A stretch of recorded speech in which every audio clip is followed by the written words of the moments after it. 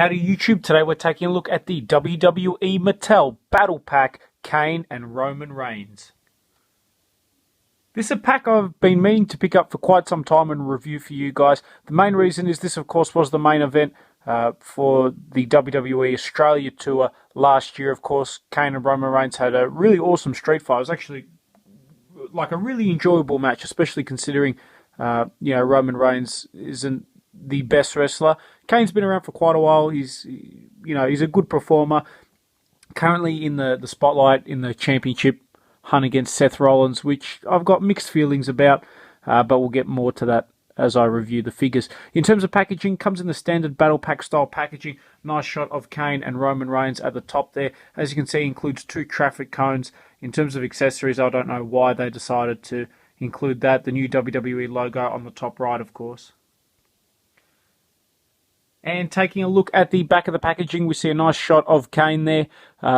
Pretty cool, actually, and Roman Reigns, of course. One of the things I really didn't like is when they started doing the coloured Roman Reigns, vests and pants. It just looked way too cartoonish. They had like a grey one, and it just looked really crap. So I'm glad that they've finally gone back to his SWAT attire.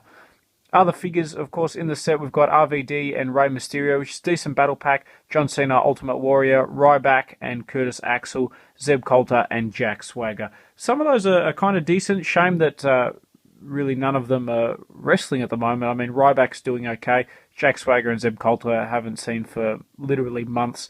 Ultimate Warrior, John Cena, that one's not bad. And then Rey Mysterio, I don't think even works for WWE anymore.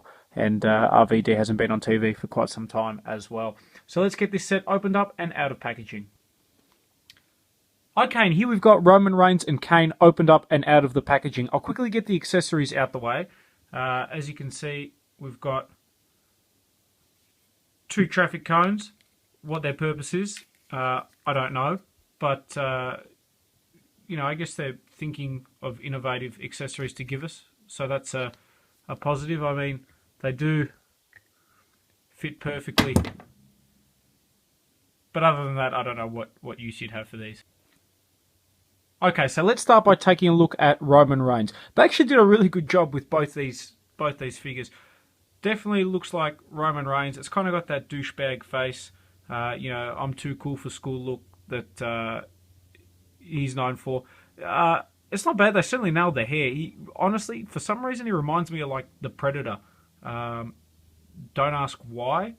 He just kind of does. As you can see, it's the more modern vest that he's got going there. Nice detail on the tattoos and everything like that. He's got the blue vest and the blue pants. I mean, like... Anyway, I'll try not to rant too much.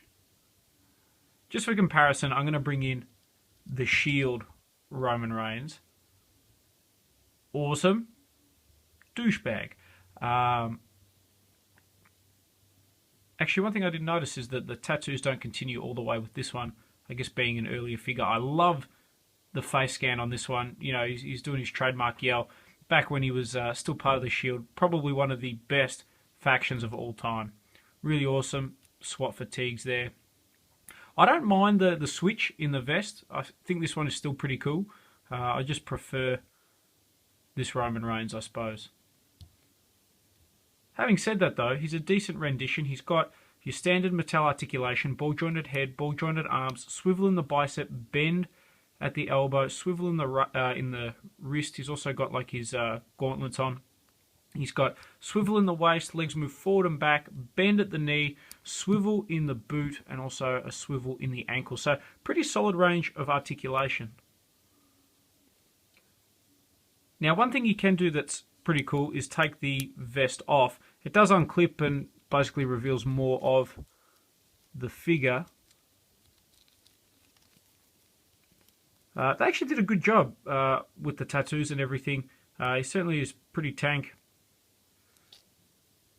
The biggest thing for me, I guess, why, now he's doing absolutely nothing as a character. He's in the feud with Bray Wyatt at the time of filming this, and it's just really shit.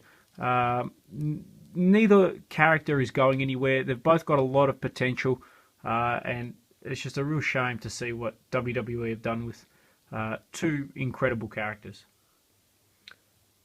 Okay, so now let's take a look at the Devil's favorite demon, Kane.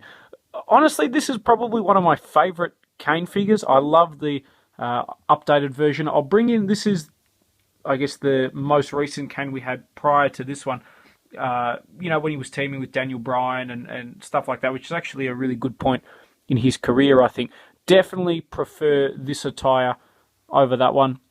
I just think it looks a lot nicer. Kane, to his credit, does a really good job as the GM or Director of Operations. He's a really good character to watch.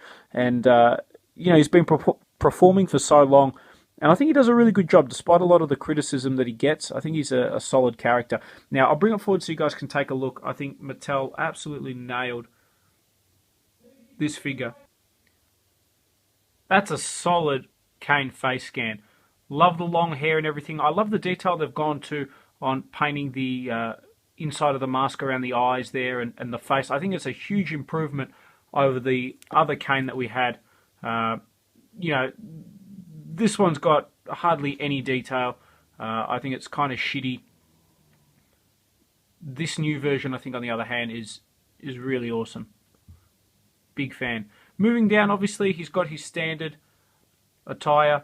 One thing I really like as well that they've done with this figure, which Mattel has a bad habit of doing with a lot of their other releases, is that they have this section painted skin color and it doesn't match. It looks off and ruins it a little bit. If you check out my review of the WrestleMania 31 Undertaker, the Elite series that came with the trench coat and hat, you'll see that that was one of the big problems I have with that figure. But on this, they've done a really awesome job. Taking a look at the back, obviously, he's got all the, whether it be stitches or what, I'm not sure what it's supposed to represent. Embers from flames, really don't know. But really nice. Moving down, in terms of articulation, he's got a ball-jointed head, ball-jointed arms, swivel in the bicep, bend at the elbow, swivel in the wrists, swivel waist, legs move forward and back, bend at the knee, swivel in the boot, and swivel in the ankle. So your standard Mattel articulation. And here we've got Kane with some of the other figures Mattel have released. Honestly, this one's one of my favorites. It's not the best Kane they've released. I certainly think the WrestleMania 31 Heritage Series Kane is the best Kane figure we've gotten to date. The Hardcore Champion Ringside Collectibles exclusive isn't bad. I still prefer this one. And then if I had to rank them, this one would be a close second, I think. Really awesome. I love the modern design. I'm a big fan of the Kane character. I think it's pretty interesting. It's good that he's got a little bit of provenance at the moment, challenging for the World Championship.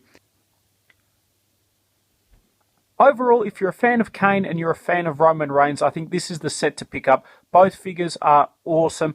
Certainly the best Kane we've gotten in a long time in basic form, and a really great Roman Reigns as well. So hopefully you guys have enjoyed this review on the WWE Mattel Battle Packs, Kane and Roman Reigns.